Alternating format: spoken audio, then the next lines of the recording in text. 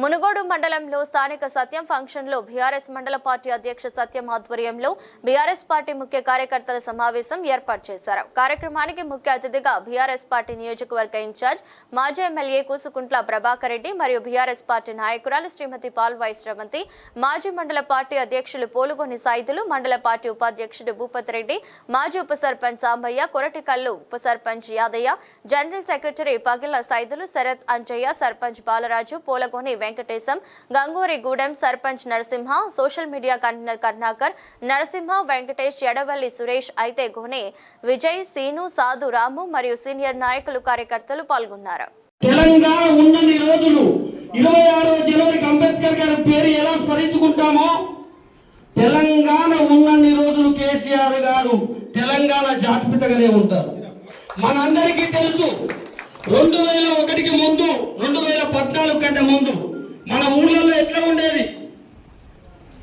పాత గోడలు పందిరి గుంజలు సినబోయినాయి, ఇండ్లు దూరేగినాయి, చెడు మీద ఆపిట వాలదు, చెది బావిలో నిద్ర ఊరదు, పచ్చ పచ్చనూర్లు పలుగురాళ్ళు తేలినాయో, పల్లె పల్లెన పల్లెలు మొలిసే నల్లగొండలోన మన తెలంగాణలోనా. అలాంటి పల్లెల్ని 2014 తర్వాత ఏ విధంగా చేసిండు? 2001 నుండి 2014 వరకు ప్రజలు పడుతున్న బాధను చూసి, ప్రజలు పడుతున్న అవస్థను చూసి, రైతు బంధు కానీ, రైతు రుణమాఫీ కానీ, రైతు సంబంధించిన కొనుగోలు విషయంలో కానీ, ప్రతిది కళ్యాణ లక్ష్మి, ప్రతి పథకం కూడా కేసీఆర్ రూపకల్పన చేసింది పేద ప్రజల కోసం, పేద ప్రజలు పడుతున్న బాధలు చూసి. మనకు తెలుసు ఇప్పుడున్నటువంటి ప్రభుత్వం కేవలం దంబాచారాలు. ఏ పథకం పెడతారో తెలియదు, ఏ పథకం వస్తేనేమో నారాయణ, పోతే గోవింద.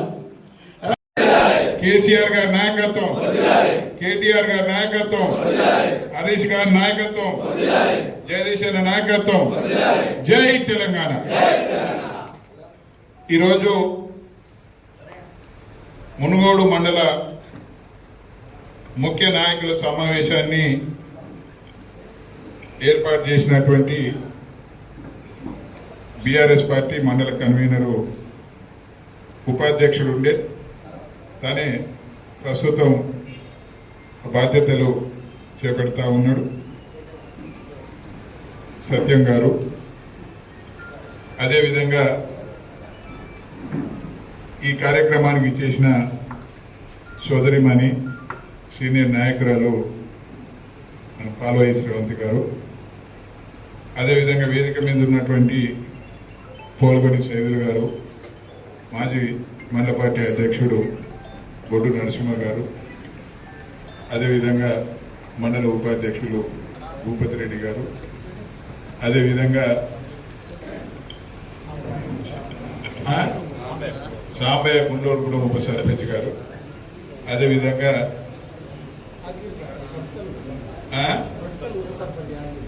కొరట్కల్ ఉప సర్పంచ్ అంటే ఒప్పడతలేదు కొద్దిగా ఉప సర్పంచ్ యాదయ్య గారు, అదేవిధంగా జనరల్ సెక్రటరీ పగిల సతీష్ గారు, ఎంపీటీసీ శరత్ గారు, సీనియర్ నాయకులు, మండల సీనియర్ నాయకులు అంజయ్య గౌడ్ గారు, పూల వెంకన్న గారు, బాలరాజు గౌడ్ గారు సర్పంచ్, అదేవిధంగా గుండ్లూరుగూడెం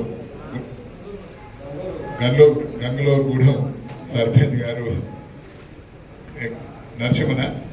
నరసింహ గారు, అదేవిధంగా ఇప్పటి సర్పంచ్ సీన్ గారు, అదేవిధంగా కర్ణాకర్ గారు, సోషల్ మీడియా కన్వీనరు వెంకటేష్ గారు. కరెంట్ ఉంటే నీళ్లు లేక పొలాలన్నీ ఎండిపోయి పశువులకు మేపుకొని బాధపడతా ఉన్నారు ఈరోజు రైతులు. దీనికి అంత కారణం ఏంది? ఒక్కసారి ఆలోచించమని ప్రజలు కోరండి. ఆ రోజు మనం ఎన్నో పథకాలను అడిగిన ఇచ్చినాము, మనం చెప్పిన ఇచ్చినాం, చెప్పని కూడా ఇచ్చినాం. రైతు బంధు చెప్పినామా? ఏ ఎన్నికలలో రైతు బీమా చెప్పినామా? అంతేనా కదా? కేసీఆర్ కిట్టు చెప్పినామా? ఏది చెప్పలే. చెప్పనివన్నీ ఇచ్చినాం, చెప్పినవి కూడా ప్రతి ఒక్కటి ఇచ్చినాం. ఇవాళ వీళ్ళు ఎన్నికల ముందు ఎన్నైతే చెప్పిర్రో అన్ని కూడా అబద్ధాలు, అన్ని మోసాలు, ఒక్కటి కూడా నెరవేర్చలేని స్థితిలో ఉన్నారు. ఆభావంగా ఈ పథకం ఆ పథకం అన్నారు, ఏ ఒక్క పథకం కూడా లేదు ఈరోజు. ఇలా రైతు బంధుకు రామ్ రామ్ చేసినారు. రైతు బిందా సాధించుకున్న తెలంగాణలో ఉద్యమ సమయంలో కేసీఆర్ గారు ఈ ప్రాంతంలో పాదయాత్ర చేసిన సందర్భాన ఈ ప్రాంతంలో ఏ లోటు ఉంది అని గ్రహించి, ముఖ్యంగా ఈ ప్రాంతంలో ఫ్లోరోసిస్ వ్యాధిగ్రస్తులు లక్షలాది మంది ఉన్నారు. ఈ ప్రాంతానికి పిల్లనియాలన్నా పిల్లలు చేసుకోవాలన్నా ఎవరు కూడా ముందుకు వస్తలేరు. ఇలా 10 ఏళ్ళోడు 30 ఏళ్ళ లెక్క తయారైనారు. మరి ఈ మునుగోడులో కాంగ్రెస్ కార్యాలయం అయిపోయింది. ఆయన ఏం చెప్తే అదే, లేమంటే లేవాలి, కూర్చోమంటే. ఏ పాపం చేసినా మా కార్యకర్తలు బయట ఎవడో టీవీలో వస్తే ఆ టీవీలో వచ్చిందా అని ఫార్వర్డ్ చేసిండు. అది తప్ప వీళ్ళదాకా నాగరాజు చెప్పిండు, పెట్టోడు బాగానే ఉండి తిట్టోడు బాగానే ఉండి పెట్టోడు బాగానే ఉండి కానీ ఫార్వర్డ్ చేసి పాపం చేసిండు అని. ఇలా రేవంత్ రెడ్డిని ఉన్నట్టు ఏ ముఖ్యమంత్రి తిట్టని తిట్లు ఈ ముఖ్యమంత్రిని, అందరు ముఖ్యమంత్రిని ఈ విధంగా నేనైతే చూడలేదు అన్నాడు. ఇవాళ సర్పంచ్ కూడా తిట్టలేదు. నిజంగా నేను ఈరోజు యూట్యూబ్ ఇట్లా ఓపెన్ చేసే కథ తిట్ల పురాణం. ఎవరు తిట్టురాయే ముఖ్యమంత్రి, సర్పంచ్లు, పార్టీలో వివిధ హోదాల్లో ఉన్న బీఆర్ఎస్ పార్టీ కుటుంబ సభ్యులు, అదేవిధంగా పత్రికా సోదరులు, మీ అందరికీ పేరు పేరున నమస్కారం. ఎప్పుడు ఎన్నికలు వస్తున్నాయి, ఎన్నికలు వచ్చినప్పుడే సభలు పెడతారు, దాని తర్వాత కార్యకర్తలు మందలించారు అనకుండా బీఆర్ఎస్ పార్టీ ఆవిర్భావానికి 25 సంవత్సరాలు అయ్యి 24 వసంతాలు అయ్యి 25వ వసంతంలోకి అడుగు పెడుతున్న శుభతరుణంలా రజతోత్సవ సభకి సన్నాహ కార్యక్రమాలు ఊరికేనే గ్రామాల్లో ఉన్న గ్రామ శాఖలకు కానివ్వండి, మండల శాఖలకు కానివ్వండి చెప్పకుండా ఈరోజు ఒక సభ జరుపుకొని అందరు ముఖ్య కార్యకర్తలను ఒక వేదిక దగ్గరికి పిలిచి మన పెద్దలు పూజ్యులు బీఆర్ఎస్ పార్టీ అధ్యక్షులు మాజీ ముఖ్యమంత్రి కల్వకుంట్ల చంద్రశేఖరరావు గారు ఇచ్చిన సందేశాన్ని మీ దగ్గర వరకు తీసుకొచ్చి, అదే విధంగా ఎప్పుడైనా బీఆర్ఎస్ పార్టీ అన్నది ప్రజల పక్షాన నిలబడి ప్రజల కోసం పెట్టిన పార్టీ, ప్రజల కోసం పోరాడే పార్టీ అని చెప్పి ఈరోజు ఈ సభాక వేదిక నుంచి మీ అందరికి ఒకసారి గుర్తు చేసి, అసలైన సైనికులు ఎవరు, ఈ పార్టీకి అసలైన నెత్తురు రక్తము ఎవరు అంటే ఇక్కడున్న బీఆర్ఎస్ పార్టీ కార్యకర్తలు, కుటుంబ సభ్యులే. మీ అందరినీ ఈరోజు పెద్దలు కూసుకుంట్ల ప్రభాకర్ రెడ్డి గారు కానివ్వండి, నేను కానివ్వండి, ఇక్కడ వేదిక మీద ఉన్న మిగతా పెద్దలు కానివ్వండి, మీ అందరూ ఎక్కడ కూడా అధైర్యపడొద్దు.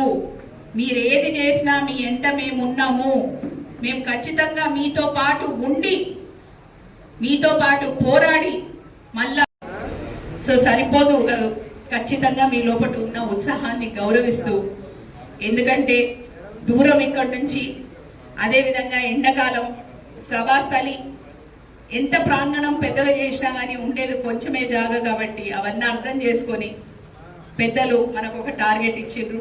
దానికి అనుగుణంగా ఇక్కడి నుంచి కరుడు కట్టిన ప్రతి కార్యకర్త ఇక్కడ నుంచి కదిలి రావాలి, ఆ సభలో మీరు కూడా పాల్పంచుకోవాలి. ఎందుకంటే కొత్త ట్రెండ్ ఒకటి వచ్చింది, సభకి ఇక్కడ నుంచి బయలుదేరినామని చెప్పాలి, మధ్యలో ఎక్కడన్నా చెట్టు కింద ఆగేసి ఫోన్లలో చూడాలి అన్నది మర్చిపోండి. మన పార్టీ మన సభ, మన పెద్ద ఆయన వేసిండు, ఖచ్చితంగా సభా స్థలికి చేరుకొని పెద్ద ఎత్తున ఈ సభని మేము సైతం దీంట్లో పాల్పంచుకున్నాము, ఈ రజతోత్సవ సభను అంగరంగ వైభవంగా చేసినాము అని చెప్పి చెప్పుకునే ఆ గర్వాన్ని మీలో పట్టి నింపుకొని మళ్ళా మీరు ఊరుకొచ్చి అక్కడ ఏం చెప్పిండ్రో ఆ సందేశాన్ని మీరు ఊరికి తీసుకురావాలని చెప్పి కోరడం జరుగుతుంది. అదొక్కటే కాకుండా ఎంతో మంది ఇక్కడ మాట్లాడినప్పుడు కూడా చెప్పినారు, అబద్ధాలు మోసపు మాటలు నమ్మినాం, ఓట్లు వేసినాం.